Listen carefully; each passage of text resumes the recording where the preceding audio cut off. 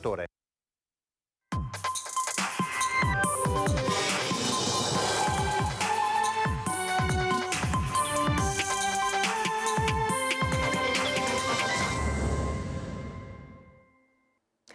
Telespettatrici e telespettatori di Antenna 3, buona giornata, ben ritrovati con la prima edizione dei nostri telegiornali. Mercoledì 31 di gennaio in diretta come ogni giorno fino alle 13:30 con tutte le notizie di cronaca, gli aggiornamenti e gli approfondimenti. Ci sono molte notizie quest'oggi, a partire dalla scomparsa che ha gettato nel lutto il mondo dell'economia e dell'imprenditoria veneta, la morte di Francesco Canella, fondatore del gruppo Ali, ma di questo parleremo più avanti nel corso del nostro telegiornale. C'è anche un'altra notizia di cronaca che sta tenendo banco in questa mattinata a Treviso, ed è quella del danneggiamento delle macchinette per il pagamento del parcheggio in centro a Treviso. No, non è ancora pronto perché tra pochissimo avremo in collegamento il nostro Christian Arboit, che sta appunto seguendo questa questione. Questa mattina è stato un risveglio amaro per molte persone che si sono recate in centro città per parcheggiare la propria auto, visto che diverse colonnine appunto per il pagamento del parcheggio sono state danneggiate da ignoti vandali che con la schiuma hanno praticamente otturato le fessure dalle quali escono i biglietti del parchimetro o quelle nelle quali si inseriscono tessere o monete. Quindi un evento che arriva in un periodo, insomma, per la nostra regione che è segnato da tutta una serie di atti vandalici nei confronti di questo tipo di dispositivi, a partire dagli autovelox finora alle macchinette per il pagamento dei ticket dei parcheggi. E proprio ieri a Belluno, a Santo Stefano di Cadore, sono stati il vandalo che ha danneggiato il box dell'autovelox proprio a pochi passi. Siamo in via Udine, da dove si era verificato lo scorso luglio la strage costata la vita a 3 persone, un bimbo, il suo papà e la nonna, di Favaro Veneto. Sentiamo il servizio di Tiziana Bolognani. Il gesto isolato ed estemporaneo di un giovane del posto durante una nottata, quella fra sabato e domenica scorsi, piuttosto movimentata per i residenti nelle vie immediatamente adiacenti alla piazza del paese. È un ragazzo di Santo Stefano di Cadore, il presunto autore del danneggiamento al box Prevelox in via Udine, la strada in cui lo scorso luglio morirono investiti Mattia Antoniello, il papà Marco e la nonna del bimbo Maria Grazia Zuin. Alla sua individuazione i carabinieri della stazione del comune del Comelico sono arrivati in meno di 48 ore di indagini meticolose. Ieri sera il giovane è stato convocato in caserma e non ha potuto far altro che ammettere la sua responsabilità, che gli è costata la denuncia in stato di libertà per danneggiamento. Nessuna emulazione di un fenomeno né strategie o piani collegati ad azioni complesse, precisa il comando provinciale dell'Arma, per specificare che sin da subito quel danneggiamento era parso qualcosa di decisamente scollegato dalle gesta di Fleximan. Le indagini puntigliose hanno chiarito i contorni della vicenda che, aggiunge il colonnello Enrico Pigozzo, sarebbe sbagliato indicare come una bravata. Chi pensa, e non è il caso di Santo Stefano, spiega il comandante dell'Arma, che distruggendo questi apparati si fa giustizia sociale, non ricorda che l'analisi dell'incidentalità sul nostro territorio e gli esiti dei servizi svolti in diverse zone montane per contrastare chi usa le strade come fossero un autodromo dimostra che far rispettare i limiti di velocità dentro e fuori i centri urbani è un'azione che salva la vita delle persone.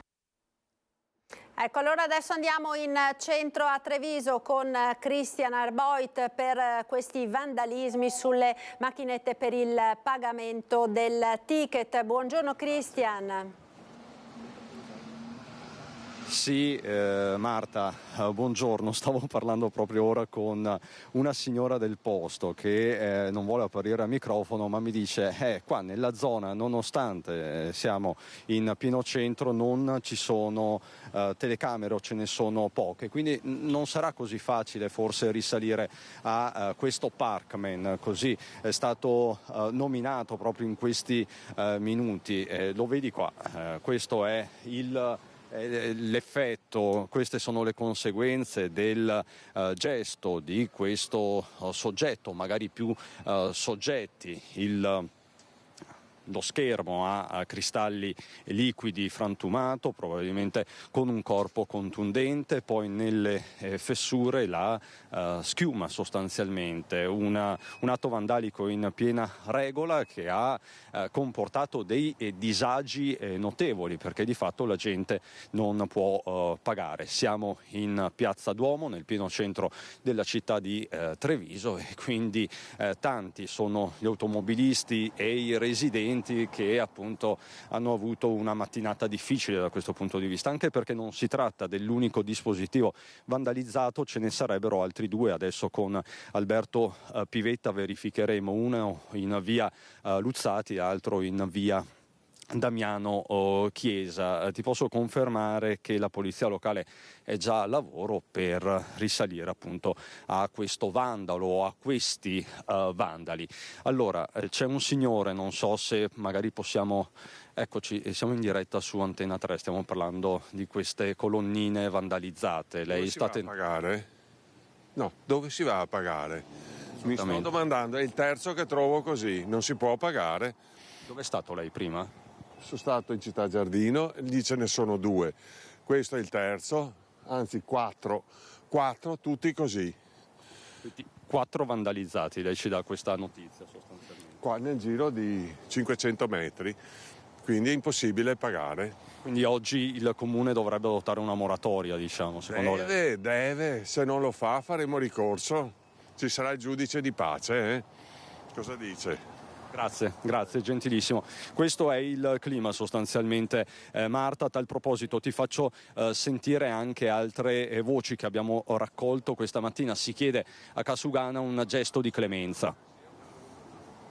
Non so, non ne ho idea, appena parcheggiato, i soldi ce li ho, ma non so dove andare a parcheggiare, cioè non posso pagare. Io non sono tra l'altro di qua, non sono di qua, arrivo qua per lavoro, è rotto e si fa come si fa, faccio una foto e la contesterò se dovesse arrivarmi una multa. Non ho modo di poter pagare, voglio pagare, non posso pagare, cosa devo fare? Se il comune ti mette una tassa del parcheggio che certe volte dici pago questa tassa tutto il giorno, questo, uno magari dice che basta, però questo non è il modo di comportarsi, basta essere persone civili. Per oggi se ricevo la multa andrò a chiedere il ricorso, perché giustamente se non posso pagare amen. Cioè, ho provato a fare il mio meglio, sono andato fino in fondo di là per poter trovare le colonnine, o non mi permettono di pagare o comunque... A questo punto magari semplicemente basterebbe cambiare un attimo come funziona la colonnina e uno può andare a pagare anche dall'altra parte. Grazie. Come facciamo a pagare? Faremo una contestazione in caso di multa, è l'unica cosa. Se non ci sono possibilità non si può, e non sempre si può fare tutto online come pretendono, anche perché, ribadisco, le persone anziane non è che hanno accesso a questi servizi. L'unica cosa oggi è chiedere al Comune che ci sia perlomeno una moratoria. Assolutamente, se non fa la moratoria con gli strumenti rotti non so cos'altro possa fare. Comunque esistono, nel codice civile è previsto così, per cui... Ecco, questa è la richiesta generale dopo questo gesto e come vi dicevamo prima sono numerosi gli atti vandalici che si sono registrati nella città. Poco fa abbiamo chiamato anche il numero di assistenza, lo stesso numero di assistenza ci dice appunto che sono diversi i dispositivi danneggiati. Cercheremo di fare i conti anche con la polizia locale e con il sindaco che incontreremo fra fra poco. Marta, per il momento da Piazza Duomo è tutto, ti restituisco la linea con Alberto Pivetta. Grazie Cristian, buon lavoro a te e al collega Alberto Pivetta. Noi ora da Treviso ci spostiamo nel Vicentino, andiamo ad Arzignano per un grosso incendio che è scoppiato nel tardo pomeriggio di ieri all'ex Hotel Kennedy, uno stabile abbandonato visibile a chilometri di distanza. L'intervento è stato lungo da parte dei vigili del fuoco che sono arrivati sul posto assieme alla polizia locale, ai carabinieri e all'ARPAV. Ci colleghiamo quindi in diretta con Arzignano, dove c'è Luisa Bertini con la collaborazione tecnica di Simone Squarcina e la sindaca Alessia Bevilacqua. A te Luisa, buongiorno. Sì, buongiorno Marta, buongiorno ai nostri telespettatori. Ecco, lo stabile, l'ex Hotel Kennedy, lo vedete qui alle nostre spalle, che è stato appunto oggetto di un lunghissimo intervento partito ieri in tardo pomeriggio, quindi con il buio, una enorme colonna di fumo. Siamo qui alle porte di Arzignano, è stata avvertita ovviamente da tutta la cittadina, molti cittadini che hanno anche chiamato gli uffici comunali. Ricordiamo che è uno stabile abbandonato, nessuno è stato trovato all'interno, quindi non ci sono feriti, però è stato molto complesso come intervento. Cosa è successo? Sì, ieri sera appunto una densa colonna di fumo, tra l'altro l'albergo è nei pressi del centro storico, tanti automobilisti si sono accorti, hanno anche appunto segnalato, sono intervenuti subito i vigili del fuoco, che ringrazio, più tutte le altre forze, quindi la polizia locale, carabinieri, protezione civile, quindi ringrazio per il loro tempestivo intervento. Sicuramente i vigili del fuoco hanno lavorato in maniera faticosa, perché appunto per l'elevata temperatura che c'era nello scantinato dove appunto è divampato l'incendio, per il buio e anche perché comunque per il materiale accatastato, quindi sono stati davvero bravi e li ringrazio. Per fortuna non ci sono stati danni particolari, nel senso che nessun pericolo di crollo o altro, non ci sono stati feriti, nessuno è stato trovato all'interno. Sulle cause i carabinieri stanno indagando, ci sono varie ipotesi, perché può essere qualche atto vandalico, piuttosto che qualcuno che si è introdotto nella struttura per scaldarsi e abbia erroneamente acceso un fuoco o qualcosa. Ecco, però sono tutte ipotesi in questo momento. Tant'è vero che comunque il comune tempo fa aveva anche comunicato, richiesto alla proprietà anche di sigillare, quindi una parte della struttura era completamente sigillata anche con delle inferriate. E invece per quanto riguarda le analisi dell'area, ieri sono venuti qua anche i tecnici dell'ARPA. Sì, è intervenuta anche l'ARPAV, ha posizionato dei rilevatori, al momento non c'è nessuna situazione critica, in quanto non sono bruciate sostanze chimiche o altro. Oggi ci sarà un nuovo sopralluogo con la proprietà, i tecnici del comune e anche ARPAV per altri motivi però. E comunque i campionamenti sono in corso, ma ripeto, se ci fosse stato un allarme o qualcosa, un problema, ci avrebbero avvisato subito. Ecco, e quindi ovviamente rimandiamo ai nostri telegiornali se ci saranno degli aggiornamenti. Come avete sentito, la questione delle cause è ancora al vaglio delle forze dell'ordine. Diverse possono essere le ipotesi, dall'atto vandalico o a qualche senza tetto che si è introdotto accendendo un fuoco per scaldarsi. Rimandiamo ai nostri TG della sera e intanto restituisco a te la linea allo studio.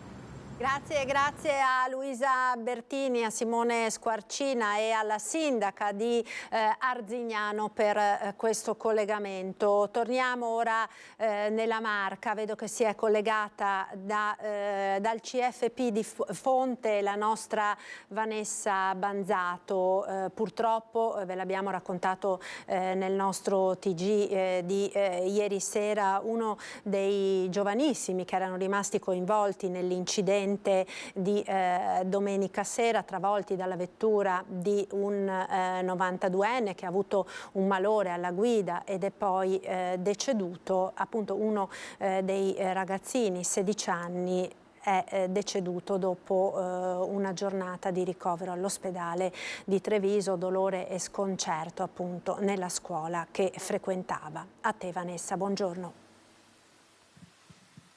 Buongiorno a te Marta e a tutte le persone che ci stanno seguendo. Sì, dolore tanto. Nella scuola che frequentava Timothy Dal Bello, che avrebbe compiuto 17 anni proprio il prossimo 8 aprile. Io mi trovo assieme al dirigente Andrea Mangano che conferma il dolore che stanno provando come professori, come dirigente, ma soprattutto come compagni e compagne di questo ragazzo che frequentava il secondo anno della sezione dei meccanici, quindi proprio una passione sua per i motori, le motociclette, che veniva anche portata a scuola, sui banchi di scuola. Sì, una passione di un ragazzo buono, bravo, ripeto, non sono frasi fatte, un ragazzo che sapeva farsi voler bene, un ragazzo che era in grado di entrare in empatia con professori, con studenti, con me come dirigente, un ragazzo che veniva qui per fare il suo dovere di studente con una grande passione verso i motori, una voglia di sperimentare, una voglia di imparare sempre cose nuove e sempre appunto con la predisposizione d'animo del venire qui per studiare, venire qui per imparare una professione. Ecco, la cosa che sconvolge ancor più è che tutti e 4 i ragazzi che sono stati coinvolti in quel terribile incidente costato la vita al 92enne che li ha travolti, ma anche purtroppo a Timothy Dal Bello, frequentano questa stessa scuola.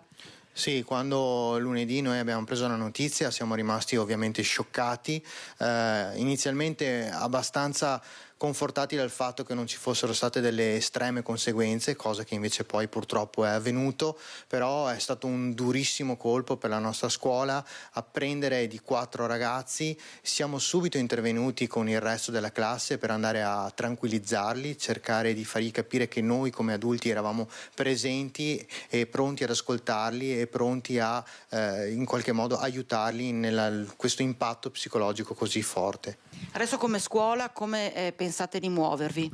Beh, guardi, noi fortunatamente già 2 o 3 anni fa avevamo avuto l'intuizione di avvalerci di un professionista, in questo caso una psicologa, che offre un servizio di ascolto e di supporto psicologico a tutti i ragazzi che hanno problematiche di varia natura. Adesso chiaramente entrerà nello specifico per aiutare non solo gli studenti ma anche le famiglie che vorranno avvalersi di questo servizio, che noi offriamo in maniera completamente gratuita per aiutarli a superare questo lutto così forte, questa incapacità a volte anche di esprimere le emozioni che invece un sedicenne deve buttar fuori perché non può tenersi dentro una cosa così forte, così impattante. Tra l'altro, non so se la regia riesce a mostrarle, ci sono delle immagini che riprendono proprio questo striscione che hanno affisso gli amici, le amiche di Timothy, proprio nel centro della rotatoria di Pagnano d'Asolo dove è avvenuto il terribile incidente. Timothy lassù dai gas e il numero della sua motocicletta è il 188. Dai gas, segno proprio anche del legame che resta, nonostante fisicamente non ci sia più questo ragazzo, che il legame che resta con i suoi amici e le sue amiche. Sì, è la volontà da parte dei ragazzi di esorcizzare questo evento che è la morte, così forte, così doloroso, la volontà di esorcizzarlo attraverso appunto un rumore positivo che è il rumore dei motori, per cui loro studiano, perché loro è la loro passione sostanzialmente, e questo è un volere anche parte della famiglia, che dite fate sentire a Timothy che ci siamo, che il nostro messaggio deve arrivare a lui lassù, che in questo momento ci aiuta, ci sta guardando dall'altro e ci proteggerà in qualche modo. È un rumore che molto probabilmente si sentirà anche nel momento del funerale di Timothy. Ancora non si conosce la data, ma quando sarà fissata senz'altro ci saranno tutti questi motori rombanti per Timothy. Sì, adesso noi non conosciamo i dettagli, però sicuramente i ragazzi vorranno dare un segno tangibile della loro vicinanza, e chiaramente essendo dei ragazzi questo segno avverrà attraverso appunto i motorini, le motociclette eccetera, per in qualche modo essere più vicini a Timothy e fargli sentire il bene che loro vogliono al loro compagno di classe e al compagno di scuola. Marta, da Fonte è tutto, ti ricevo la linea. Grazie a Vanessa Banzato e al suo ospite per questo collegamento. Noi ora parliamo della scomparsa a 92 anni di Francesco Canella, imprenditore padovano che ha portato primo in Italia il banco gastronomia servito nei supermercati. Era tra i fondatori del gruppo Ali. Non sono bravo, bravi siamo in tutti. Il mondo dell'impresa, la città di Padova intera e il Veneto piange Francesco Canella, scomparso la scorsa notte dopo alcuni giorni di ricovero in ospedale. Aveva 92 anni, fondatore e presidente dei supermercati Ali. Da garzone a casolino fino a diventare il titolare di un'importante catena alimentare, Canella ha fondato Supermercati Ali ed è una storia tutta padovana che ha visto cambiare il modo di fare la spesa sul territorio. Nel 1958 l'opportunità di rilevare lo spaccio Onarmo e quelle 195 cambiali pur di riuscire a realizzare il suo sogno. È il 1971 quando apre il primo supermercato Ali in via Curzola a Padova, introducendo in Italia il banco gastronomia servito. 60 anni di lavoro, in bici trasportava generi per un distributore alimentare americano, poi servendo prodotti freschi al banco. Lascia la moglie Rossella, i figli Gianni e Marco e un impero composto da 117 supermercati, 4.737 collaboratori. Un imprenditore controcorrente, rimane famosa la sua battaglia per salvare le feste dei dipendenti della grande distribuzione. Io sarei contrario alla domenica, sarei per fare festa, però la concorrenza mi obbliga perlomeno a tenere aperto mezza giornata. Nelle immagini la festa dei suoi 86 anni con un quadro che lo rese icona. La laurea ad honorem ricevuta nel 2019, la consegna per mano del magnifico rettore Rosario Rizzuto. Meriti economico-sociali, la motivazione, l'impegno ininterrotto nel tempo per una figura imprenditoriale unica a sostegno dello sviluppo economico e sociale del territorio. Uno degli imprenditori che più hanno contribuito allo sviluppo in senso moderno della distribuzione di prodotti alimentari di qualità. Commendatore della Repubblica Italiana, 3 anni fa la festa per i 50 anni della sua impresa. Alla presenza del mondo della politica e del commercio arrivò affaticato, ma con le sue gambe il suo saluto agli amici di una vita. La mia grande famiglia. Ed oggi sono contento di poter festeggiare il grande traguardo di 50 anni insieme a tutti voi. Grazie di cuore a tutti. Grazie. Imprenditore illuminato e geniale per il mondo della politica e delle istituzioni, Francesco Canella ha impresso un cambiamento importante al mondo dell'impresa. A ricordarlo oggi il presidente della Camera di Commercio di Padova, i sindaci di Padova e Venezia, il presidente della regione Luca Zaia. Andando negli Stati Uniti aveva capito di che cosa c'era bisogno nel nostro territorio, infatti è stato il primo a inserire i banconi con gli operatori che danno consulenza e assistenza ai compratori. Un viaggio a Boston con la Camera di Commercio di Milano apre a Francesco Canella il mondo dei supermercati moderni ed è proprio il presidente della Camera di Commercio di Padova, Antonio Santocono, a volerlo ricordare oggi a poche ore dalla notizia della sua scomparsa. Un uomo che è partito da una piccola bottega nella quale lavorava come dipendente e un po' alla volta ha creato un vero e proprio impero, ma soprattutto un impero nuovo, nel senso che è stato creativo nella scelta di entrare nel mondo della grande distribuzione, è stato creativo anche nel rapporto che è riuscito a creare con i suoi dipendenti nei confronti dei quali ha avuto una grandissima attenzione. Il welfare del gruppo Canella è conosciuto in tutta Italia. Con Francesco Canella il Veneto perde uno dei suoi più grandi imprenditori del food, ma non solo, perde un uomo geniale, buono, sensibile, che ha dedicato parti importanti della sua vita di uomo e di imprenditore al volontariato, alla beneficenza. Ricorda il presidente Luca Zaia quando Canella nel 2018 lanciò una raccolta fondi tra i clienti dei suoi supermercati per aiutare i territori devastati dal maltempo, o quando fece importanti donazioni all'ospedale di Padova in periodo Covid. Ho avuto modo di conoscere personalmente Francesco Canella ed apprezzarne le capacità organizzative e visionarie, un esempio concreto della laboriosità del nostro territorio. Così lo ha ricordato Luigi Brugnaro, imprenditore e sindaco di Venezia. Per il sottosegretario alla giustizia, il padovano Andrea Ostellari, Canella rappresenta un esempio per le giovani generazioni. Da sempre vicino a lui il sindaco di Padova, Sergio Giordani, che oggi ha voluto ricordarlo così. Lui aveva una macchina vecchia, lo dico anche sorridendo, una vecchia auto, un Audi. Il dipendente gli ha regalato una macchina perché lui non aveva investito nell'auto, gli ha regalato una macchina nuova a Francesco. Stamattina mi ha raggiunto la notizia, sono veramente dispiaciuto, questa è una perdita per la città importante. Un amico veramente. Restiamo a Padova con la cronaca. I 7 giovanissimi denunciati dalla polizia dopo la violenta rissa per il campetto da basket di Piazza De Gasperi è solo l'ultimo di una lunga serie che vede protagonisti i minorenni in città e in provincia. Sentiamo. Una rissa per il campetto di Piazza De Gasperi con tanto di tirapugni e spray urticante, il progetto di una spedizione punitiva fermata dalla polizia. Sono 7 i minorenni denunciati per l'aggressione a un sedicenne a cui non hanno esitato a fratturare ossa e setto nasale. Una settimana per Padova costellata da episodi di violenza con al centro giovanissimi. Da Piazza De Gasperi all'Arcella sono 4 le giovanissime, l'aggredita a 13 anni, le altre 14, che una settimana fa hanno atteso una ragazza all'uscita dalla scuola media. La seguivano da giorni per punirla per avere messo gli occhi su un ragazzo. Una 14enne riprende tutto, la capetta inizia con un pugno, l'altra finisce il lavoro con schiaffi e un calcio alla testa. Ci spostiamo alla Guizza, dove la scorsa settimana Veronica, cartolaia del quartiere, non avrebbe mai pensato di trovare della droga o un sasso di hashish tra le bottiglie termiche del suo negozio, una scena ripresa dalle telecamere. A nascondere lo stupefacente, sicuramente più di una dose, uno studente della scuola media con un altro che cercava di recuperare la droga, ma non solo. Ai nostri microfoni Veronica racconta come ci sia una banda di giovanissimi adolescenti dedite ai piccoli furti, tanto gang da avere letto un parchetto a punto di ritrovo per spartirsi il bottino. Una città che si era ritrovata al centro anche delle lotte tra trapper. 6 giovani iscritti nel registro degli indagati per questa aggressione a un 25enne di Lecco, sostenitore del trapper Simba Larù, avvenuta nel febbraio 2022 in piazzale Stazione.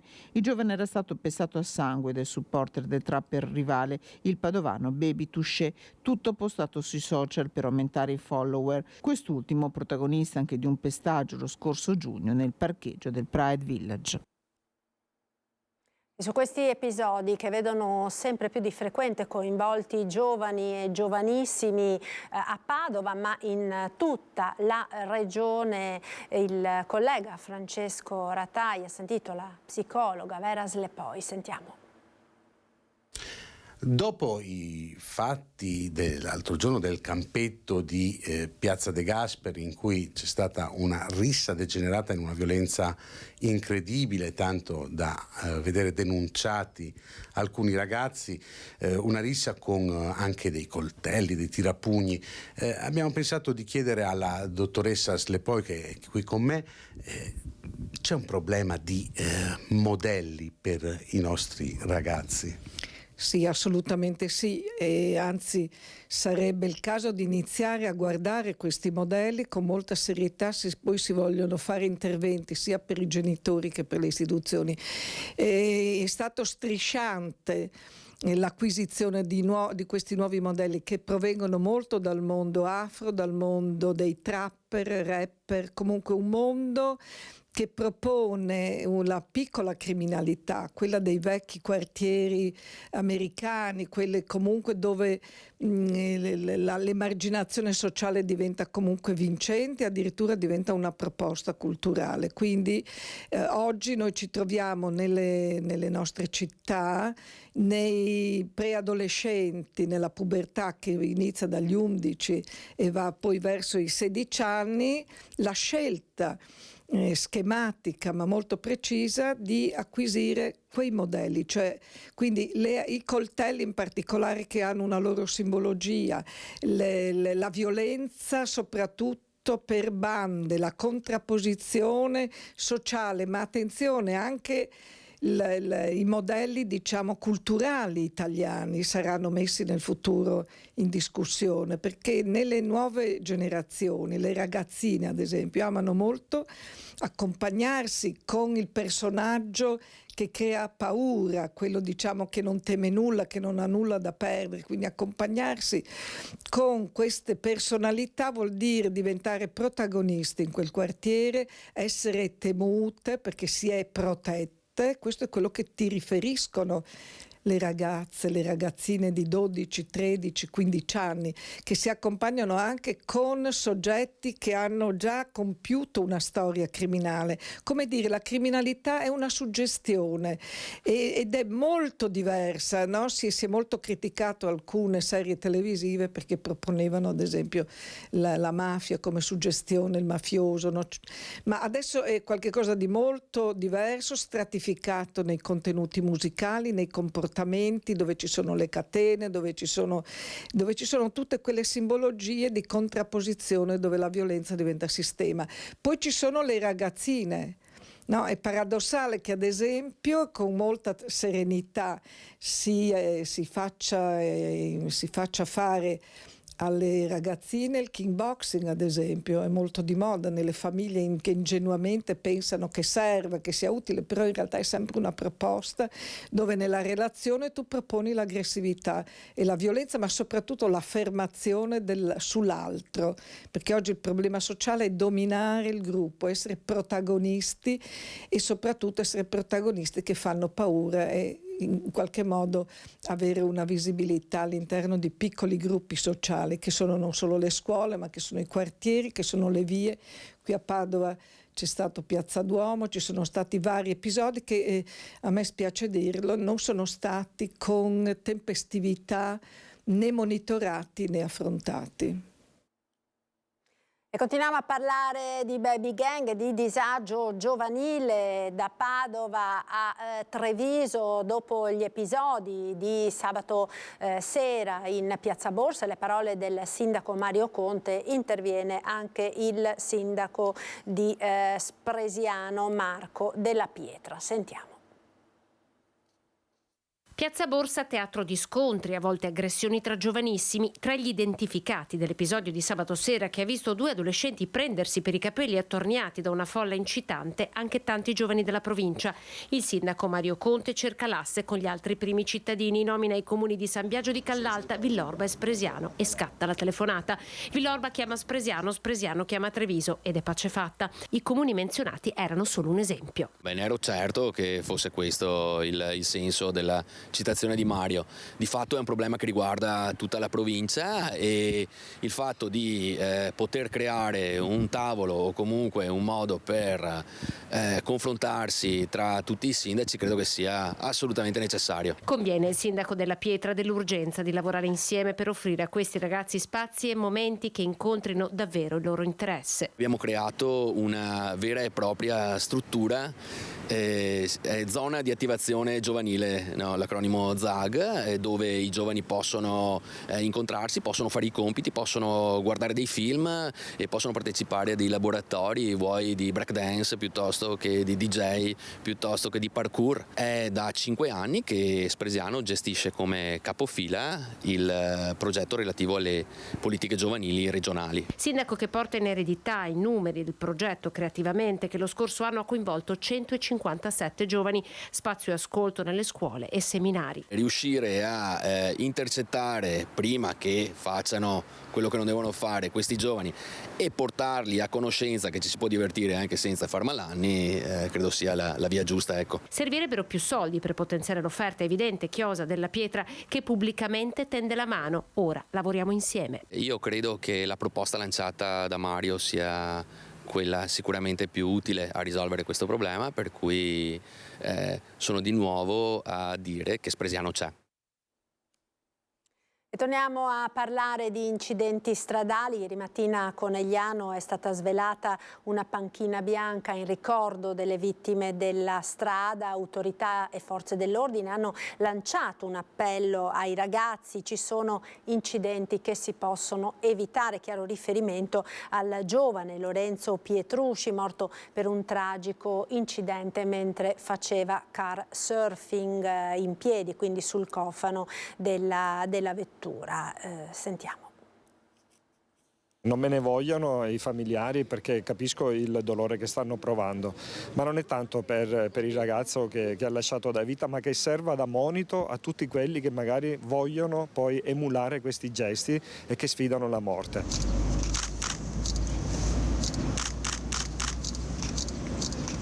Mentre Conegliano svela nel giardino di via Filzi, davanti alle scuole dei ragazzi, una panchina bianca in ricordo di tutte le vittime della strada, il pensiero della comunità e del comandante della polizia locale di Conegliano per Lorenzo Pietrusci, 18enne, deceduto dopo 9 giorni di agonia fatale, una caduta da un'auto in corsa sulla quale tentava di stare in equilibrio facendo surf alla guida dell'auto, che poi ha finito per travolgerlo il cugino. Ragazzi, non andatevele a cercare, il messaggio limpido, quasi una preghiera da parte delle forze dell'ordine e dei familiari di tanti giovani strappati alla vita dalla strada, oggi presenti per questa cerimonia. Dovete tornare a casa perché voi avete in mano una cosa importante ed è la vita. Un dono che vi viene dato una volta sola, non vi viene regalato 2 volte. Cercate di rispettarla perché noi genitori l'abbiamo voluta la vostra vita, ma non vogliamo piangerla. Romina Ceccato, mamma di Riccardo Laugeni, una delle 4 vittime della tragedia sulla Jesolana del 2019.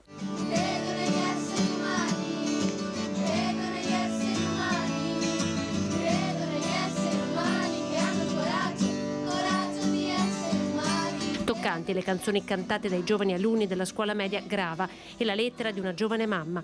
Visibilmente emozionato anche il sindaco Fabio Chies. La strada comunque è un pericolo costante, chiunque di noi guidi ha un'arma in mano, bisogna guidare ricordandosi di evitare situazioni dalle quali poi non possiamo più tornare indietro. Tramutare le tragedie in speranza per le nuove generazioni è un esercizio che possono farlo solo le grandi persone come sono queste. Una panchina dunque, ma anche 2 alberi ieri a Conegliano per ricordare Jessica Fragasso e Sara Rizzotto, morte 2 anni fa mentre lungo la 28 facevano rientro a casa da una gita a Caorle. L'imprenditore che le ha travolte deve scontare una pena di 7 anni. Diversi mia nipote, tutte e 2, una e una 2. Oggi è il 30 gennaio. 2 anni. Quello è il papà di Sara. Non c'è un ricordo di mia figlia e di mia nipote, solo questo rimane. Il tempo non lenisce il dolore ma lo trasforma. Nonna Loredana tocca con emozione i rami dei 2 alberi piantati oggi a Conegliano per ricordare la nipote Sara Rizzotto, morta insieme alla cugina Jessica Fragasso in una sera d'inverno lungo la strada che le avrebbe portate a casa. Era il 30 gennaio di 2 anni fa. Le giovani cugine e in auto anche le figlie di Sara, miracolosamente sopravvissute allo schianto. Davanti a loro la 500 guidata dai genitori di Jessica. All'improvviso un fuoristrada piomba sulla loro auto trasformandola in una trappola mortale. Alla guida c'è Dmitry Traikov, imprenditore bulgaro di 62 anni, tenta la fuga dopo l'incidente, ma i carabinieri lo rintracceranno fino a casa. La perizia cinematica depositata pochi mesi dopo rivelerà che l'uomo, risultato anche positivo all'alcol test, era alla guida ad una velocità di 180 km/h con il cellulare in mano. Condannato in primo e secondo grado a 7 anni di reclusione, Traikov si trova ora in carcere. Più difficile risulterà per le famiglie ottenere invece un risarcimento, tanto che la Corte d'Appello stabilì il sequestro preventivo dei beni dell'imprenditore. In carcere, mentre le famiglie di Jessica e Sara continuano a piangere le loro ragazze, il ricordo questa mattina davanti alle scuole che hanno frequentato, a stringersi accanto a loro anche qualche insegnante. Una parola fondamentale è l'amore che non deve finire mai e dopo ricordarle perché bisogna tenerle sempre vive queste 2 ragazze. E cerchiamo di fare il meglio possibile per ricordarle. Le lacrime non si fermano mai. Mai, mai. Questo è un messaggio che vogliamo dare perché queste cose non succedano più e non succedano sempre, ogni giorno. Queste vittime giovani che avrebbero avuto tutta la loro vita davanti ancora. Torniamo a Padova, ora questa mattina nuova protesta degli studenti al Piovego contro la decisione della Regione di non offrire più il pasto gratuito agli studenti beneficiari della borsa di studio. Capofila della protesta, studenti UDU Padova. Abbiamo in collegamento Anna De Roberto. Buongiorno Anna.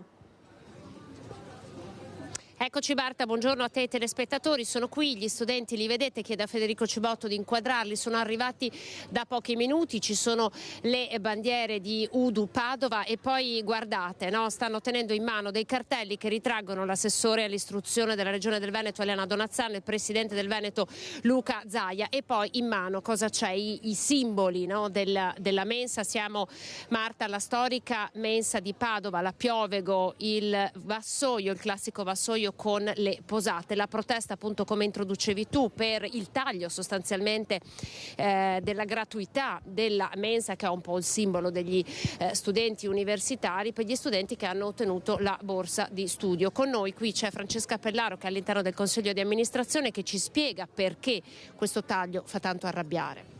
Questo taglio fa tanto arrabbiare perché appunto non ha una motivazione dentro economica ma è una scelta puramente politica. Infatti la manovra andava a costare all'ESU poco più di 10.000 euro annui, quindi una cosa irrisoria nei confronti del bilancio dell'ente.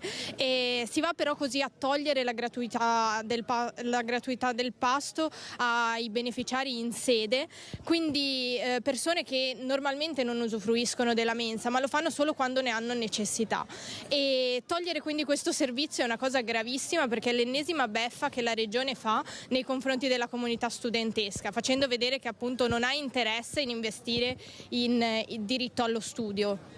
E dice Francesca, l'università non è così accessibile, questa regione non sta investendo, prova ne è appunto questo taglio, no? Dicevi di poco più che 10.000 euro per il pasto ai ragazzi, non è così accessibile oggi l'università?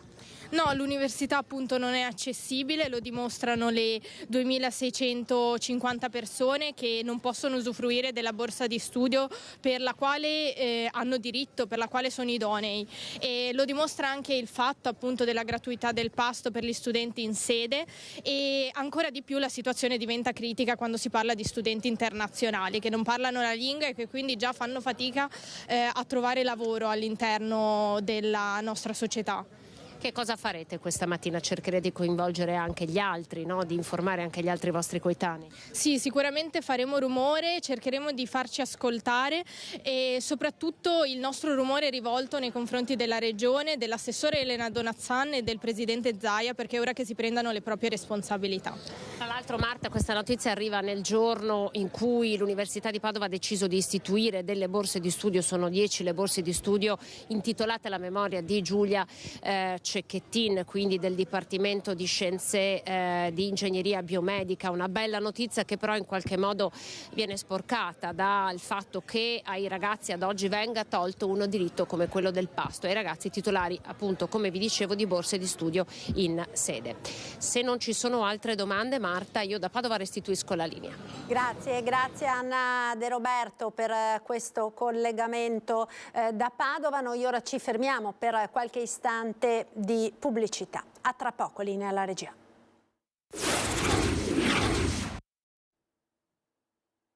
Eccoci di nuovo in diretta, prima edizione dei nostri telegiornali. Andiamo ora nel veneziano perché si è collegata ora la nostra Ilaria Marchiori con la collaborazione tecnica di Simone Merlo per parlare di inquinamento in questa zona con la protesta dei comitati. Ilaria, a te buongiorno, che cosa sta succedendo a Malcontenta?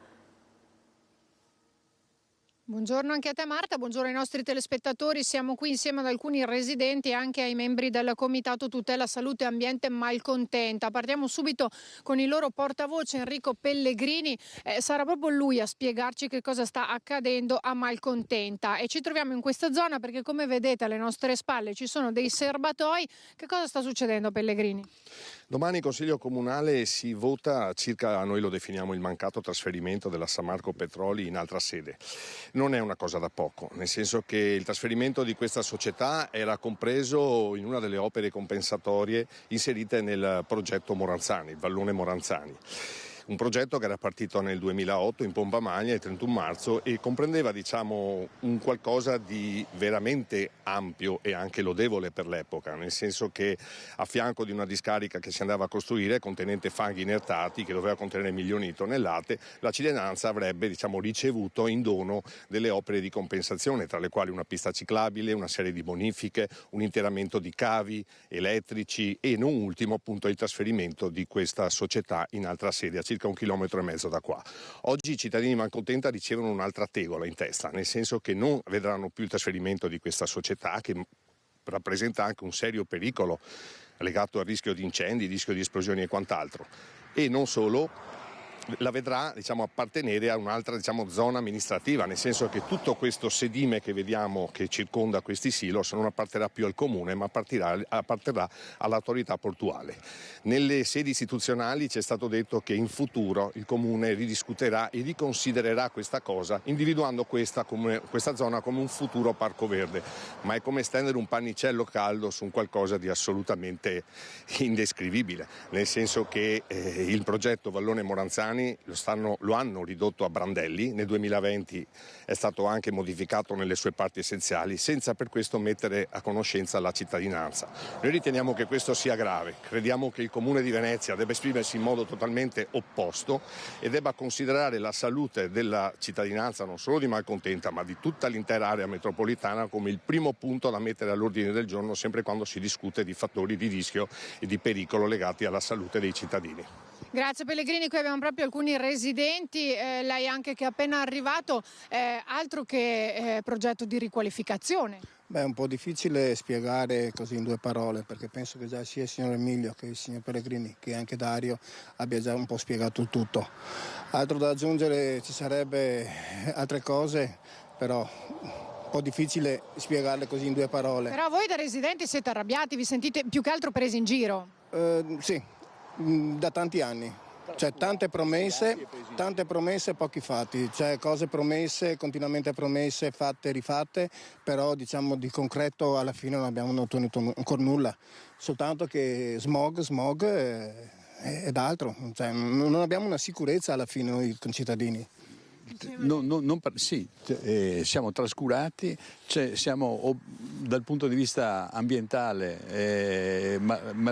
c'è un grosso problema per il traffico, per i fumi che ci sono. I segni sono tangibili anche sulle abitazioni. Se tu vieni sull'abitazione che siamo alle spalle di questi serbatoi qua, la parte esposta è completamente nera, piena di fuliggine, eccetera. Quindi la vita per i residenti di Malcontenta non è assolutamente facile e neanche accettabile in queste condizioni qua. Ecco, proprio da qui il vostro appello è al Comune, anche se comunque poi abbiamo sentito, come ci ha spiegato Pellegrini, che passerà invece sotto l'autorità portuale.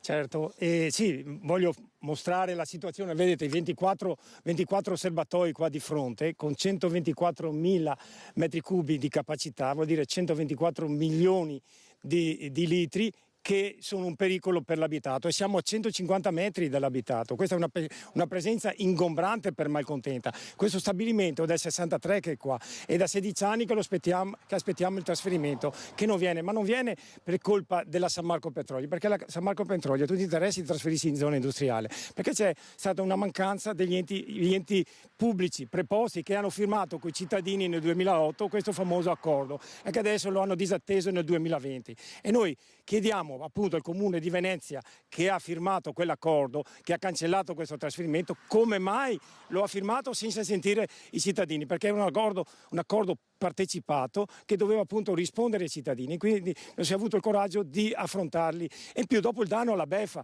ci chiedono adesso la variazione, vuol dire trasferire la San Marco Petroli da una zona comunale, cioè rimanere nella zona comunale a zona portuale, rimanendo sempre ferma qua. Quindi rappresenterebbe sempre un rischio per la popolazione, ma anche un tradimento per la popolazione di Malcontenta, soprattutto per l'accordo e anche perché questo era un elemento di riscatto per la popolazione, perché al posto della San Marco Petroli nasceva un grande parco pubblico che poteva essere utilizzato appunto per la collettività, una grande fascia pubblica, una grande fascia verde che partiva da Fusina fino a Marghera e che era una zona di demarcazione tra zona industriale e zona urbana, e chiediamo appunto conto al Comune perché ha fatto questo. Ecco Marta, non so se abbiamo ancora pochi secondi perché vorremmo, dici tu, se possiamo tenere ancora veramente qualche secondo, solo un ultimo aspetto. Qui a Malcontenta da tempo si combatte anche contro l'inceneritore. Certamente, la zona è devastata completamente dal punto di vista ambientale e c'è un altro pericolo, il pericolo di un investimento di Eni Rewind legato a una mega centrale di smaltimento di fanghi industriali, di residui e reflui che si dovrebbe costruire a pochi metri da qui. Quindi si tratterà di un altro ecomostro, lo definiamo noi, dalle indubbie condizioni di tenuta della tutela della salute dei cittadini. Noi lanciamo anche un appello alle istituzioni affinché siano maggiormente responsabili di fronte a questo ennesimo scempio che potremmo assistere di qui a pochi mesi. Grazie Enrico Pellegrini, grazie a tutti i cittadini, residenti, membri del comitato. Qui da Malcontenta è tutto, restituisco la linea allo studio. Grazie a Ilaria Marchiori con Simone Merlo per questo collegamento da Malcontenta. Noi ora continuiamo con la cronaca giudiziaria per parlare dell'omicidio di Vanessa Ballan, uccisa a Riese Pio X. Bujar Fandai, il quarantenne in carcere appunto per il femminicidio, sceglie ancora il silenzio, forse rilascerà delle dichiarazioni spontanee nei prossimi giorni. Sentiamo. Aveva deciso di parlare davanti al pubblico ministero Michele Permugnan, ma all'ultimo momento ha scelto di rimanere di nuovo in silenzio, così come si era avvalso della facoltà di non rispondere durante l'interrogatorio di garanzia per la convalida dell'arresto. Bujar Fandai, il quarantenne che ha ucciso a coltellate Vanessa Ballan, 26 anni, incinta del compagno, ha scelto di rilasciare ora delle dichiarazioni spontanee e lo farà nei prossimi giorni. Queste avranno però validità probatoria solo se l'artigiano kosovaro facesse delle ammissioni autoaccusatorie. L'uomo deve rispondere di reati che vanno dall'omicidio pluriaggravato, contestata anche la premeditazione, violazione di domicilio e porto abusivo d'armi e oggetti atti ad offendere. Il 19 dicembre scorso l'uomo aveva fatto irruzione nell'abitazione della giovane mamma e dopo averla colpita a mani nude l'aveva uccisa a coltellate. Agli investigatori il difficile compito di ricostruire la relazione tra i due, i messaggi, le chiamate, fino alla denuncia di Vanessa, perseguitata dal quarantenne che non accettava la fine di quella relazione. E a Castelfranco una giovane donna nordafricana, madre di 3 figli, è stata condotta in una struttura protetta dalla polizia locale dopo essere stata aggredita dal marito. I bambini prelevati a scuola sono stati ricongiunti alla mamma. Siamo intervenuti con il comando della polizia locale congiuntamente con il 118 e quindi siamo stati in grado di mettere in sicurezza una situazione che poteva degenerare. Il marito l'aveva aggredita stringendole già le mani intorno al collo. Era in stato confusionale una giovane donna di origini nordafricane quando 2 pattuglie della polizia locale di Castelfranco si sono presentate alla porta dell'appartamento di via San Martino e Solferino. Gli agenti hanno immediatamente attivato il protocollo per la violenza domestica. La donna, supportata da uno psicologo, è stata accompagnata in un luogo protetto, mentre insieme a un assistente sociale una pattuglia dei vigili ha prelevato da scuola i 3 figli minori portandoli nella stessa struttura della mamma. Una delle azioni che possono prevenire i femminicidi sono quelli di essere pronti ad intervenire laddove si manifestassero delle situazioni di violenza piuttosto che di maltrattamenti, piuttosto che di disagio nelle famiglie. Sempre più la formazione coinvolge gli agenti di polizia locale che non fanno più esclusivamente multe per trasgressioni del codice della strada, ma sono chiamati a dare servizi e supporto a 360 gradi rispetto ai disagi che le comunità vivono. Le cause della violenta lite sfociata nell'aggressione sono al vaglio. Dell'episodio è stata informata la Procura della Repubblica. Come in questo caso, essenziale è che chi assista o percepisca situazioni di rischio avvisi le forze dell'ordine. Fondamentali sono le segnalazioni che arrivano dai vicini piuttosto che le segnalazioni che arrivano da coloro che assistono magari direttamente o indirettamente a situazioni, mi ripeto, di disagio forte. Restiamo nel Trevigiano, bimbo morto per sospetto baby shaking, il fatto era avvenuto a Montebelluna, si va verso l'archiviazione del fascicolo, il piccolo di 3 mesi era stato ricoverato all'ospedale di Borgo Trento di Verona per una grave crisi respiratoria. Dopo l'esame autoptico era stato ipotizzato un forte scuotimento che aveva provocato lesioni cerebrali. I genitori erano stati quindi indagati. Ora però le indagini della procura hanno accertato una verità diversa e ci si avvia verso l'archiviazione del fascicolo, che diventerà ufficiale quando sarà depositata la relazione conclusiva sull'esame post mortem del bimbo. Ancora cronaca da Padova, ha minacciato i poliziotti con un coltello il 25enne albanese arrestato ed espulso dal territorio nazionale. È avvenuto a Pontevico d'Arzere. La richiesta di aiuto era arrivata al 113. 2 fratelli romeni residenti a Pontevico d'Arzere chiedevano l'intervento della polizia dopo una violenta lite per motivi economici con il coinquilino, un albanese di 25 anni. Arrivati sul posto, gli agenti hanno trovato il giovane che stava provando a rientrare in casa, che nel tentativo di fuggire ha aggredito e minacciato i poliziotti con un coltello con una lama di 11 centimetri.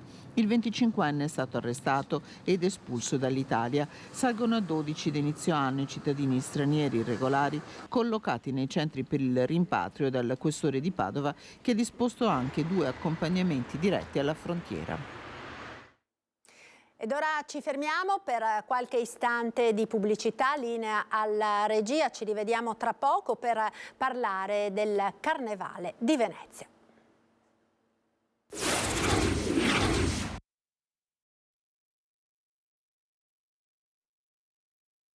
Eccoci di nuovo in diretta con la prima edizione dei nostri telegiornali. Ancora una notizia di cronaca che ci arriva dal Bassanese. Sicuramente ricorderete il caso, era quello del piccolo macaco che era stato rubato dal parco faunistico, era stato rapito dal parco faunistico Cappeller di Castelfranco tra il 30 e il 31 luglio scorsi. Ebbene, i carabinieri della compagnia di Bassano del Grappa hanno denunciato 2 uomini di Venezia ritenuti appunto responsabili del rapimento. Dai primi accertamenti compiuti sul posto era emerso che 2 uomini si erano introdotti all'interno dell'area del parco dopo aver reciso alcune reti e forzato un lucchetto. Avevano quindi raggiunto la piccola comunità di macachi formata da una coppia in età riproduttiva e da 4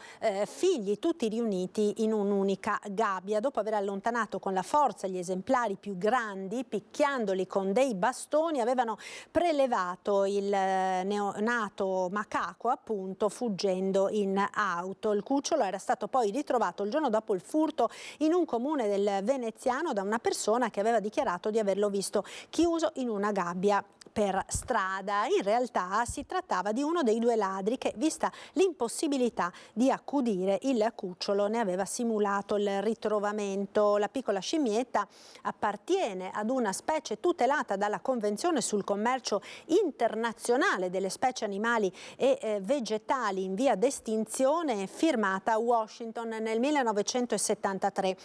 Dalla visione dei filmati è poi emerso che l'uomo aveva fatto visita al parco faunistico con la propria famiglia e un'altra famiglia. Le donne e i bambini si erano poi allontanate con un'unica auto e i 2 uomini nell'altra. Si tratta di un 37enne, quello che aveva appunto riconsegnato il cucciolo, e di un 35enne, il complice, i quali sono accusati di furto pluriaggravato in concorso, maltrattamenti e lesioni di animali e porto abusivo di oggetti atti ad offendere. Stiamo vedendo le belle immagini appunto che avevamo girato proprio in occasione del ritrovamento, quando il cucciolo è stato appunto restituito alle cure della mamma. Ora sì, vedo che lo abbiamo in collegamento, parliamo quindi di Carnevale di Venezia. Ringrazio per essere con noi Piero Rosasalva, presidente di Vela. Buongiorno Presidente. Buongiorno a voi, alle telespettatrici e ai telespettatori e sono molto felice di essere qui con voi, che siete sempre molto attenti alle cose veneziane e anche avete sempre seguito il nostro carnevale con grande competenza, e quindi grazie a tutti voi. Siamo ormai nel pieno della grande kermesse, che è comunque già partita il weekend precedente, sia pure in modo molto sobrio per non sovrapporsi alla giornata della memoria di sabato 27, ma già domenica 28 con la grande sfilata delle barche sul Canagrande, delle remiere, e con la festa veneziana, appunto. Siamo partiti giustamente dall'acqua, come è ovvio che sia a Venezia. E infatti abbiamo anche le immagini che tra poco, molto belle, che tra poco vedremo insieme. Una kermesse, quella di quest'anno, Presidente, che è all'insegna di Marco Polo, no? Per celebrare il grande viaggiatore veneziano a 700 anni dalla sua morte. Ecco, stiamo vedendo intanto le immagini del corteo delle remiere. Beh sì, è un momento molto suggestivo e anche molto sentito per noi, perché sottolinea questo rapporto ovviamente inscindibile della città e quindi anche del suo carnevale con l'acqua, col Canagrande in particolare, e anche con questo simbolico personaggio, la nostra Pantegana, che poi esplode sotto il ponte di Rialto e che rappresenta un po' la resilienza anche un po' della città e di tutte le sue componenti, insomma un'allegoria, perché il Carnevale di Venezia sa essere elegante anche quando parla di Pantegane. No, comunque, tornando a Marco Polo, il sindaco Brugnaro già molti mesi fa giustamente ci ha dato indirizzo, Vela come è noto, della società del comune che organizza gli eventi, di dedicare, di caratterizzare il Carnevale di Venezia all'insegna di Marco Polo. Non si poteva smarrire questa ricorrenza, 700 anni dalla morte. È stata tra l'altro, voglio dire, costituito un comitato di celebrazioni che vanno al di là del Carnevale, che dureranno molti mesi, insomma, che proprio si è insediato ieri e che riguarderà appunto una serie di eventi anche culturali, mostre e quant'altro. Però, ecco, stiamo vedendo, la blocco un attimo perché nelle immagini stiamo vedendo il volo dell'Angelo, ovviamente delle edizioni passate, perché quest'anno non ci sarà, no, il volo dell'Angelo. Dopo il Covid vi sono tutta una serie di nuove normative legate ai grandi eventi di massa e alla concentrazione delle persone in un unico spazio, e le autorità che sono responsabili dell'ordine pubblico ci hanno dato delle restrizioni, delle indicazioni, che peraltro dice, sulla necessità di evitare aggregazioni su spazi se non con determinate caratteristiche. Il volo dell'Angelo e anche quello dell'Aquila che avevamo realizzato negli ultimi anni indubbiamente rappresentavano dei momenti molto critici. Ricordo che Piazza San Marco ha delle vie di fuga molto strette, attorno alla piazza ci sono delle calli e callette, a parte il lato del molo di San Marco, ma comunque ricordo che in questi anni, l'anno scorso e quest'anno ancora di più, la piazza di San Marco è interessata da lavori importanti, cantieri che occupano più di metà della piazza, quindi gioco forza si è dovuto evitare questo evento, che peraltro è molto bello, suggestivo, ma necessariamente irrealizzabile. Però questo tutto sommato è stato vissuto anche già l'anno scorso e anche nell'inizio di quest'anno molto positivamente da tutti, dai residenti e anche dagli ospiti, perché abbiamo realizzato, ripeto, su indicazione dell'amministrazione comunale, un grande palinsesto di eventi diffusi su tutto il territorio della città metropolitana, quindi anche nella terraferma e anche con una sinergia con città vicine, eccetera, che ha consentito una distribuzione delle suggestioni le proposte in modo straordinario. Ricordo che anche tutta la città di Mestre è interessata non solo in Piazza Ferretto e a Marghera, ma proprio in tutto il territorio, e questa cosa è stata molto apprezzata. Ciò non di meno, vi sono dei momenti iconici, dei momenti di assoluta attrazione, ovviamente oltre appunto a Piazza San Marco e a Piazza Ferretto, con i due grandi palchi che sono ovviamente allestiti con una ambientazione cinese, ma imperiale cinese, ma devo dire anche l'Arsenale di Venezia con le sue manifestazioni sull'acqua. Ricordo a tutti di collegarsi, di consultare il sito www.carnevale.venezia.it, dove c'è tutto il programma giorno per giorno di questo grande palinsesto che vede momenti di spettacolo, momenti culturali, momenti di aggregazione, ma ricordo a tutti che comunque il Carnevale di Venezia è soprattutto un carnevale da vivere e non solo da guardare. Quindi la raccomandazione è a tutti di darsi un tocco di carnevale, non dico una maschera completa, una mascheratura, ma comunque un qualcosa, perché questo aiuta poi a entrare nell'atmosfera della festa, perché Venezia, a differenza di altri bellissimi carnevali, per carità, è come noto un carnevale che si vive dall'interno della città in tutte le sue articolazioni, mentre altri sono solo da guardare. Non è il nostro caso. Ovviamente la seconda raccomandazione è a tutti i nostri ospiti, ma anche a noi stessi veneziani, di vivere la nostra manifestazione bellissima con gioia, ma anche con tanto rispetto. Rispetto per se stessi, rispetto per la città, per la sua delicatezza e per la sua fragilità. Quindi viviamo queste giornate che adesso stanno entrando nel vivo con il prossimo weekend fino al martedì grasso, perché ricordo che il Carnevale di Venezia rispetta rigidamente il calendario cristiano, quindi finisce alla mezzanotte di martedì prima delle ceneri. Quindi per tutti, per tutte le età, per tutte le passioni che uno può avere, ma soprattutto godiamoci un momento di serenità che credo ne abbiamo anche molto bisogno, visto gli scenari che ci circondano per vari motivi. Però mi raccomando a tutti, gioiamo, viviamo il Carnevale, ma con tanta prudenza, con rispetto, e Venezia è accogliente, sicura, veramente le forze dell'ordine, le autorità e la polizia locale, quant'altro, c'è un'organizzazione che non sta a me definire, però devo dire che l'impegno di tutti è perché si possa vivere un grande Carnevale. Consultate il sito, perché il programma è troppo ampio e non posso qui riassumerlo rapidamente.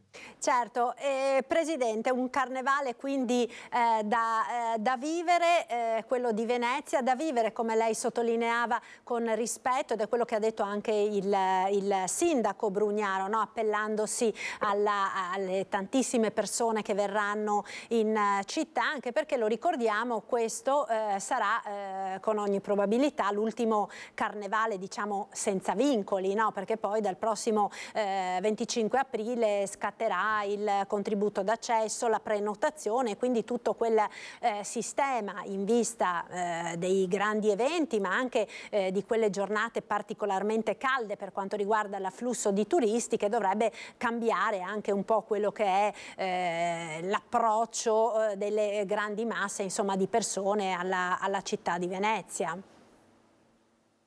Ma come è noto, l'amministrazione comunale, questa non è competenza mia, anche se Vela, la società, sarà poi responsabile anche appunto della gestione online delle prenotazioni e delle riscossioni. Come è noto, si tratta di una sperimentazione tutto sommato molto contenuta quest'anno, di una trentina di giorni, e concentrati anche in periodo, proprio perché, come ha detto bene il sindaco, questa non è un'operazione per fare cassa, ma per fare appunto un monitoraggio, per cominciare a far capire alle persone che si può anche cercare di modulare la propria voglia di venire a Venezia, che per noi è comunque sempre gradita e accogliente, però in un modo un po' programmato. Credo che sia anche un bene per le persone che da lontano o da vicino vogliono venire. Non la sento più, Presidente. Siamo qua. Ecco, sì, adesso la vedo di nuovo. C'era stato un piccolo problema. Siamo più abituati a usare i mezzi digitali per fare qualsiasi cosa. Quindi non spaventatevi, la procedura ovviamente è stata studiata, avrà ulteriori migliorie, ma è comunque semplice e ripeto, non sta a me dire se poi dopo questa sperimentazione e anche gli eventi successivi, perché ricordo che la sperimentazione è concentrata nel periodo primaverile, se poi per il futuro e quindi anche per il carnevale dei prossimi anni scatterà questa operazione, questa procedura del contributo d'accesso, e con che modalità e con che scadenze, con quanta ampiezza nel calendario. Questo ovviamente non spetta a me, ma poi noi eventualmente tutti ci impegneremo perché questa cosa sia comunque compatibile con la fruizione della città nel modo migliore. Io credo che sia una cosa che va vissuta proprio per quello che è, cioè da un lato una sperimentazione per salvaguardare una città delicata e fragile, ma soprattutto per garantire e supportare una visita e una presenza più serena, più tranquilla a tutti.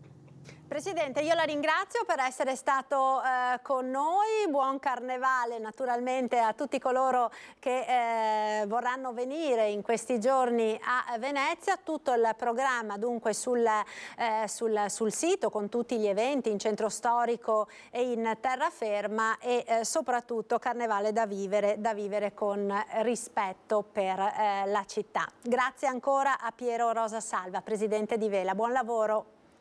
Buon carnevale. Grazie mille. Allora noi dovremo avere in collegamento, ecco lo vedo ora nel preview, il collega Christian Arboit in diretta da Cassugana, sede del Comune di Treviso, con il sindaco Mario Conte per aggiornarci su ciò di cui vi abbiamo parlato in apertura di questa edizione, ovvero i vandalismi che si sono verificati in centro storico alle macchinette per il pagamento dei parcheggi, situazione quindi che ha creato parecchi problemi quest'oggi in città. A te Christian, buongiorno. Buongiorno di nuovo Marta, anche da parte di Alberto Pivetta. Lo abbiamo soprannominato Parkman, questi soggetti che hanno colpito ai danni delle colonnine del pagamento, dei parchimetri qui in centro a Treviso. È un nomignolo che può far sorridere, ma il sindaco non ride, c'è poco da ridere. Sì, è l'ennesimo atto vandalico nei confronti di un servizio che è a pagamento. Prima si sono accaniti contro gli autovelox, oggi contro le colonnine del pagamento dei parcheggi.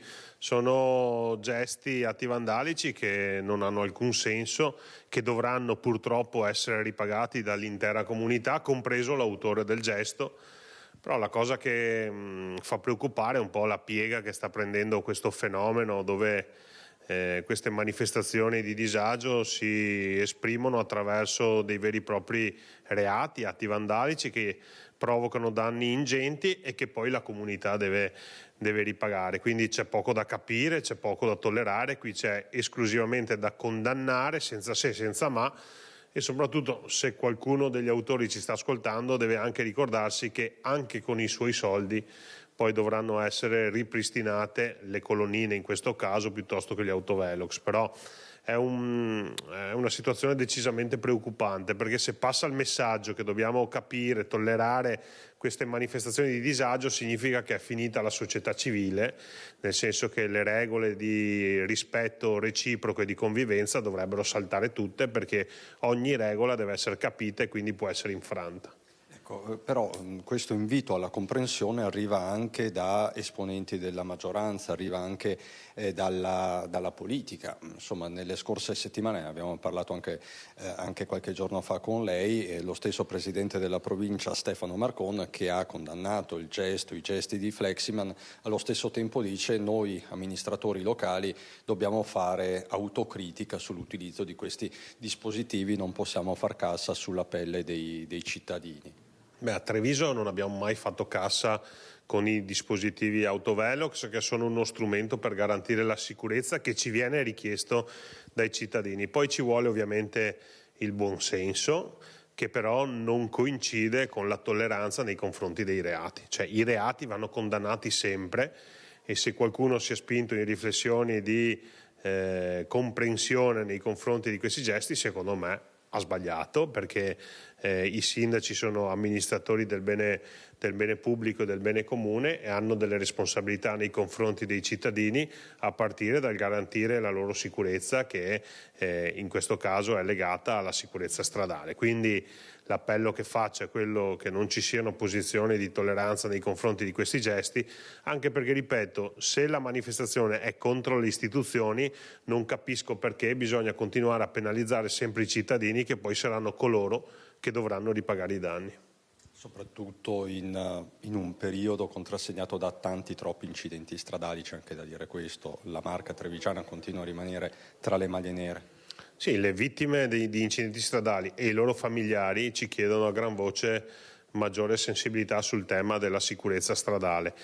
Ce lo chiedono anche i bambini piccoli, ce lo chiedono i familiari di bambini piccoli. Basterebbe davvero un po' di educazione, un po' di rispetto in più, senza dossi, autovelox. Quelli sono i peggiori investimenti che un comune fa, perché sono soldi che servono soltanto per richiamare ognuno di noi al rispetto delle regole e del buon senso. Quindi se ognuno di noi si comportasse in modo un po' più responsabile e civile, non servirebbe investire migliaia di euro per strumenti tecnologici come gli autovelox o fisici come i dossi, semplicemente per chiedere di limitare la velocità agli automobilisti. Un'ultimissima battuta ai cittadini, Sindaco, che chiedono una moratoria almeno per la giornata di oggi. Ne abbiamo sentiti diversi, dicono per esempio dei signori che hanno trovato 3-4 parchimetri fuori uso, e che dicono non vorremmo pagare una multa. I parchimetri fuori uso, messi fuori uso da questo vandalo, sono 3, però le colonnine per il pagamento sono molte di più, quindi basta ricordarsi il numero e si può procedere con il pagamento in un'altra colonnina disposta in un altro quadrante della città. Non si possono fare deroghe in questo caso, perché non abbiamo la competenza per poterlo fare. Chiedo un po' di pazienza, sono stati danneggiati questa mattina e già dalle prossime ore speriamo di poter ripristinare il servizio. Quindi questi cittadini devono ringraziare Parkman? No, tutti i cittadini, anche coloro che non hanno l'autovettura e che non usufruiscono dei parcheggi, devono ringraziare questo vandalo, perché in minima parte dovranno contribuire anche loro al ripristino delle colonnine. Grazie Mario Conte, Sindaco di Treviso e Presidente di ANCI. Lasciamo Mario Conte alla conferenza stampa che è ancora in corso, dedicata alla violenza di genere. Questa sera ci ritorneremo. Marta, si tratta di un importante progetto che vede mobilitati gli operatori del benessere di CNA, Confartigianato, Casa Artigiani, parrucchiere, estetiste, operatori in generale, che si confronteranno con i centri antiviolenza, con i medici dell'ULSS proprio sul tema della violenza di genere, per fare rete e per dare una prima risposta alle donne vittime di violenza, che continuano a essere tante anche nella Marca trevigiana, come è stato sottolineato, ma questa sera ci ritorneremo nel corso dei nostri telegiornali. Per il momento con Alberto Pivetta ti restituisco la linea. Grazie a Christian Arboit per questo collegamento. Noi restiamo a Treviso con il prossimo servizio per parlare di edilizia, perché ANCE Rovigo Treviso adotta il cantiere ad impatto sostenibile per accompagnare le imprese nel percorso appunto legato alla sostenibilità, dalla tutela dell'ambiente alla decarbonizzazione, alla legalità, alla sicurezza dei lavoratori. Cantieri edili con un bollino argento, oro o platino ad evidenziarne l'impatto sostenibile e l'attenzione alla sicurezza dei lavoratori. Arriva da ANCE Rovigo Treviso la spinta a cantieri sempre più sostenibili, con la certificazione dell'impegno dell'impresa edile per la tutela dell'ambiente, ma anche della sicurezza dei lavoratori e della legalità. Presentato a Palazzo Giacomelli il nuovo codice di condotta modulato dall'esperienza di ANCE Milano. Si sono messi insieme per poter dare un ulteriore slancio ai temi della sostenibilità in tema edilizio, ma non solo, perché coinvolge tutta la filiera che sta dietro al mondo edilizio. Cantiere Impatto Sostenibile è un codice di condotta volontario che prevede una serie di comportamenti per le aziende sottoscrittrici, grandi imprese ma anche quelle meno strutturate, più piccole, per accompagnarle nel percorso legato alla sostenibilità. E farle arrivare pronte quando avere queste cose e non averle sarà una discriminante, ecco, quindi sarà necessario che quelle imprese siano preparate ad affrontare un tema come quello della sostenibilità che sta entrando nel vivo di tutti gli argomenti, perché ci viene chiesto dalle pubbliche amministrazioni, ci viene chiesto anche dal sistema bancario. Il sistema delle costruzioni negli ultimi anni è stato profondamente segnato dalla lievitazione dei prezzi, legato da un lato alle politiche dei bonus, dall'altro a congiunture internazionali. Ora si registra un calo dei costi dei materiali, ma difficilmente questo si tradurrà in una diminuzione dei prezzi finali. Quello che ho visto io, che ad esempio il ferro, che nell'aprile 2022 ha avuto un'impennata pazzesca, adesso lentamente sta ritornando. Quello che vedo con più fatica è chi mette mano a un listino in aumento, si fa fatica a tornare indietro. Partiamo comunque da una base dove l'energia si paga di più e in questo paese si paga il 20% circa in più rispetto alla Germania, quindi è ovvio che le imprese qui partono un po' sfavorite. L'augurio è che tutto si possa ristabilire. Poi c'è anche il dato dell'inflazione, era 10 anni che non c'era questo dato in aumento nel nostro paese. Diciamo che una serie di elementi hanno influito sull'aumento dei costi. Ed ora ci occupiamo della situazione dei profughi ucraini a Belluno ad un anno dal loro trasferimento nella sede dell'ex asilo Cairoli. Si tratta poco più di una quarantina di persone. Sentiamo l'intervista di Tiziana Bolognani all'assessore alla protezione civile Lorenza De Kunovic. Sì, buongiorno, siamo davanti all'asilo Cairoli di Belluno. Un anno fa qui c'era gran fermento per la predisposizione dei locali utili a ospitare i profughi ucraini che dovevano essere trasferiti dalla sede originale e anche come dire, ricavata in emergenza nell'ex caserma dei Vigili del Fuoco a questa che ha messo a disposizione il comune di Belluno. Con me l'assessore alla protezione civile Lorenza De Kunovic. Assessora, qual è la situazione a un anno di distanza? Beh, allora diciamo che a un anno di distanza non è cambiato un granché, perché l'emergenza è stata prorogata proprio in questi giorni fino al 31 dicembre 2024. Allora, il problema principale, vabbè, noi seguiamo sempre ovviamente e riconfermeremo la convenzione con la prefettura e con la ditta Sersa che porta i pasti giornalmente. Qui approfitto subito per fare un grande ringraziamento all'associazione degli ex poliziotti che per più di un anno e mezzo giornalmente, 2 volte al giorno anzi, si è adoperata a ritirare i pasti alla Sersa e a portarli qui all'asilo Cairoli e ad altre 5 persone ospitate presso la canonica di Miera. Adesso questo incarico, diciamo, lo stanno effettuando il gruppo degli alpini qui di Belluno e li ringrazio molto per questo, perché senza il loro aiuto sarebbe tutto più difficile, come sempre, d'altronde. Quante persone ci sono attualmente ospitate qui? Attualmente qui ci sono 41 persone e 5 ospitate nella parrocchia di Miera. E queste persone, noi sapevamo, no? Cioè, comunque in virtù della convenzione ma anche delle disposizioni dello Stato, le persone hanno diritto ad essere assistite anche dal punto di vista economico se non raggiungono un reddito superiore ai 6.000 euro. Quante persone lavorano di quelle che sono qui? Ma parecchie persone lavorano. Il problema proprio è questo, che non possono, diciamo, lavorare di più ore al giorno, alcune lavorano in un bar, altre fanno le badanti. Il problema è che hanno quasi tutte dei bambini e quindi poi c'è la problematica di gestirli.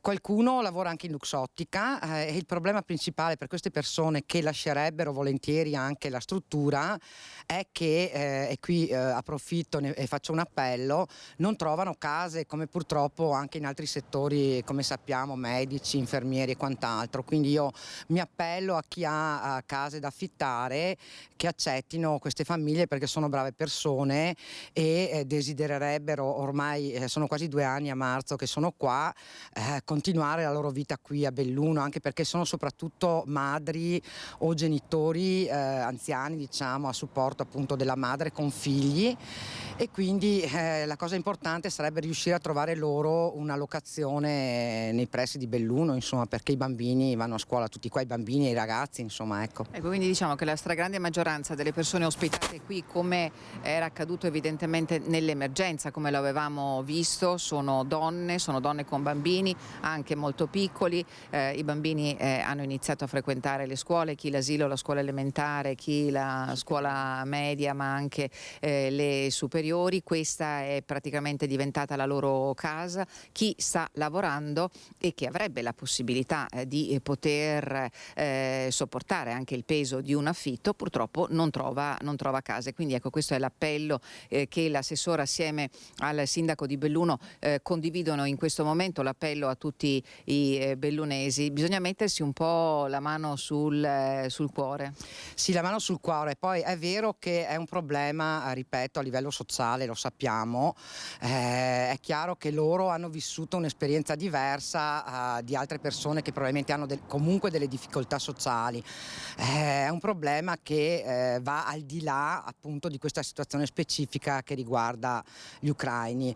Noi abbiamo anche cercato di fare degli incontri ancora anche l'anno scorso con le associazioni di categoria, diciamo così, che hanno la possibilità di avere queste case, però non è facile, insomma, ecco, trovare un alloggio per queste persone. Poi in realtà che hanno un lavoro, diciamo, più remunerativo sono molto poche, perché sono quelle un po' più grandi o che hanno appunto i figli che vanno alle superiori, e le altre devono per forza adattarsi, insomma, ecco, a fare qualche piccolo lavoretto. Grazie Assessore, speriamo che questo suo appello venga raccolto dai bellunesi. Da Belluno e dall'asilo Cairoli è tutto, a voi il studio.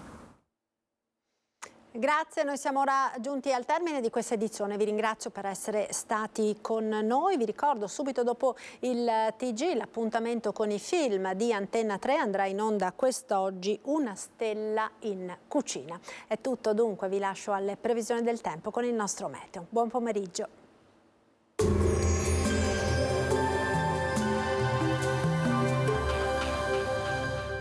Tremonti, impianti professionali per saldatura e taglio, riparazioni, taratura e calibrazione impianti a Montebelluna. Bentrovati al meteo. L'anticiclone è ancora bloccato sull'Europa centrale, mantenendo salde le radici sul Mediterraneo e condizionando lo stato del tempo sull'Italia, caratterizzato da assoluta stabilità. Vediamo insieme il dettaglio. Sul Veneto la grafica di mercoledì 31 gennaio evidenzia un ampio soleggiamento, tuttavia nelle ore più fredde avremo foschie e nebbie in pianura, localmente persistenti e solo in parziale dissolvimento con il passare delle ore. Le temperature si manterranno invariate, minime tra 0 e 1 grado, massime tra 7 e 9 gradi. Ci spostiamo ora sul Friuli Venezia Giulia. Anche in questo caso al mattino il cielo sarà in prevalenza nuvoloso con foschie o nebbie sulla bassa pianura e sulle zone costiere. A seguire ampio soleggiamento. Temperature minime tra 0 e 2 gradi, massime sugli 8-10 gradi. Infine diamo uno sguardo alla situazione del Trentino Alto Adige, dove sarà piuttosto soleggiato ma contemporanei annuvolamenti, specie al mattino. Temperature minime tra lo 0 e i 4 gradi, massime sui 13-14 all'incirca. Dal meteo è tutto, vi auguro un buon proseguimento in nostra compagnia.